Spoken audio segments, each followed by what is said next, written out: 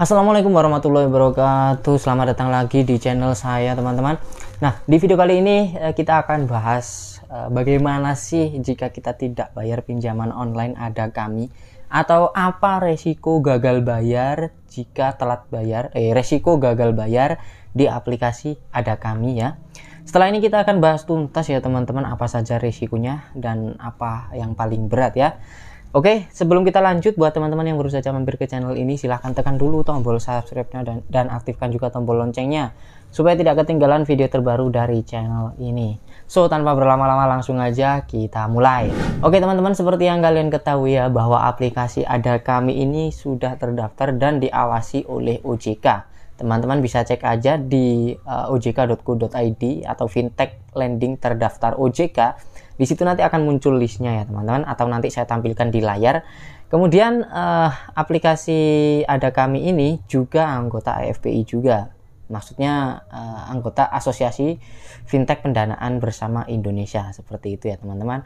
Jadi intinya ya sudah legal gitu ya teman-teman, simpelnya itu sudah legal, sudah resmi dan diawasi oleh OJK, seperti itu. Nah kemudian gimana nih resikonya jika teman-teman ada yang tidak bayar atau telat bayar ya. Di sini saya jelaskan yang pertama yaitu telat bayar dulu ya teman-teman, telat bayar. Yang kedua nanti saya jelaskan tentang jika tidak bayar pinjaman online Ada Kami. Oke, yang pertama jika teman-teman misalkan telat bayar nih ya, misalkan jatuh temponya tanggal sekian ya. Kemudian teman-teman telat beberapa hari ya.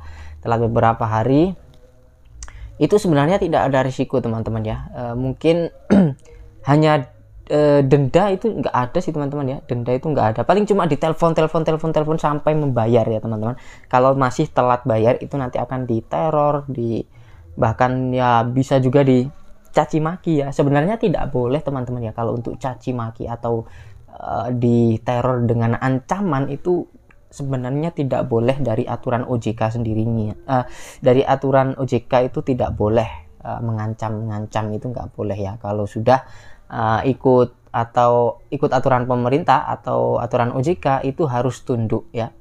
Dan di situ memang tidak diperbolehkan untuk mengancam itu ya teman-teman. Namun hal itu banyak yang tidak teman-teman. Banyak aplikasi yang tidak menggubris aturan tersebut ya. Artinya masih saja diteror ya, nasabahnya itu masih saja diteror, diancam-ancam supaya bayar ya. Nah di sini kalau kena nasabah yang mentalnya kecil ya bisa stres ya. Karena perlu kalian ketahui bahwa walaupun dengan chat, walaupun dengan telepon itu bisa banget mempengaruhi mental teman-teman atau mental manusia ya.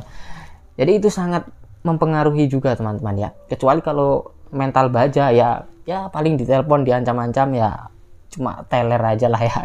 Kan biasanya orang teler itu mentalnya kuat teman-teman ya. Jadi kalau kalian diancam itu kalian teler aja teman-teman. Pasti ya DC-nya akan teman-teman? DC-nya akan, kalau istilah Jawanya itu kecelik ya teman-teman ya. Jadi seperti itu. Oke, kemudian itu tadi udah clear ya teman-teman resikonya. Yang pertama jika telat bayar udah fix nanti akan diteror dan pastinya dihubungi terus, dicari-cari terus ya. Kemudian yang kedua yaitu apa yang terjadi resikonya jika teman-teman tidak membayar pinjaman Ada Kami. Nah, untuk resiko yang kedua ini teman-teman ya tergantung tidak bayarnya itu sudah lewat berapa hari ya. Misalkan teman-teman udah nggak mampu ya teman-teman, udah benar-benar nggak mampu bayar, udah deh saya nggak mau bayar, seperti itu misalkan. Kalau misalkan belum lewat 90 hari setelah jatuh tempo ya teman-teman akan dihubungi terus ya, akan ditagih terus. Tapi ada tapinya nih. Misalkan teman-teman tidak bayarnya itu sudah lewat dari 90 hari. Itu kalau dari aturan OJK teman-teman sudah tidak diperbolehkan lagi untuk menagih debitur atau menagih nasabah. Karena itu sanksinya udah beda lagi ya. Kalau sudah melewati 90 hari setelah jatuh tempo, udah nggak bayar, itu sama nanti data kalian itu masuk ke Pusdafil. Pusdafil itu pusat data fintech lending ya teman-teman. Di situ adalah tempat-tempat data nasabah yang bermasalah nanti ya. Jadi seperti itu, Pusdafil itu fungsinya tempat penyimpanan atau ya istilahnya perkumpulan data-data nasabah yang bermasalah di fintech lending seperti itu. Kemudian data-data nanti akan digunakan lagi ya mungkin untuk memfilter jika ada peminjam-peminjam yang pinjam di bank-bank besar, misalkan BCA atau pokoknya bank-bank besar, bank terkenal seperti itu teman-teman ya. Nanti akan dicek dulu di Pusdafil, mungkin kayak gitu ya. Dan itu ada kemungkinan juga teman-teman masuk slik OJK dan pada akhirnya nama kalian atau data kalian itu di blacklist ya. Jadi sebenarnya kalau sudah lewat 90 hari itu walaupun teman-teman nggak bayar itu sudah nggak masalah. OJK tidak mempermasalahkan hal itu. Tapi sanksinya yaitu tadi teman-teman ya. Sanksinya data kalian masuk ke Pusdafil ya. Jadi Pusdafil tempat data-data nasabah yang buruk istilahnya seperti itu ya. Kemudian gini teman-teman ya, bukan berarti OJK ini memperbolehkan atau mempersilahkan kalian untuk tidak bayar pinjaman online ya. Yang namanya pinjam ya itu dimana-mana wajib dibayar ya, sebenarnya seperti itu. Aturan tadi itu untuk istilahnya memang yang benar-benar jika teman-teman udah nggak bisa benar-benar nggak mampu lah ya istilahnya, berarti udahlah nggak apa-apa, mungkin gitu OJK ya, udahlah nggak apa-apa, tapi sebagai gantinya kamu saya blacklist misalkan gitu, kamu saya masukkan di Pusdafil ya, seperti itu teman-teman.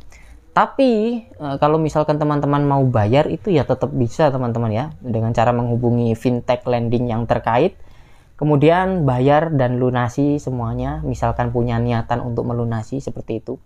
Dan nanti jika teman-teman sudah bayar, tapi saya ingatkan teman-teman ya, kalau mau bayar jangan melalui DC atau debt collector, karena biasanya itu tidak dimasukkan ke perusahaan teman-teman ya, atau angsurannya istilahnya tidak dimasukkan gitu, jadi dikantongin sendiri seperti itu. Kalau mau bayar ya pakai virtual account yang benar-benar dari platformnya seperti itu ya. Jangan sekali-kali bayar melalui DC, apalagi transfer ke rekening pribadi atas nama seseorang. Misalkan kalian dihubungi debt collector, bayar ke nomor rekening ini atas nama si Slamet misalkan. Jangan ya teman-teman ya, sekali lagi jangan, itu sangat berbahaya. Apalagi tagihan kalian besar, misalkan tagihan 5 juta dan kalian punya uang nih mau ngelunasi, tapi kalian nggak paham bahwa itu kalau bayar di DC itu sangat beresiko.